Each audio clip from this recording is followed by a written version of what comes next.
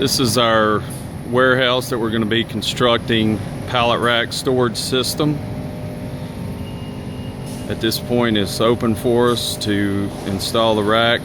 We've been receiving in loads of uprights, beams, and wire decking and accessories to get started. They've been coming in on flatbeds.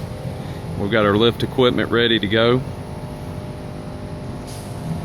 and we'll be marking the floor with chalk lines in order to set the rows. Pallet rack comes in on flatbed trailers, so it's easy to unload out in a parking lot.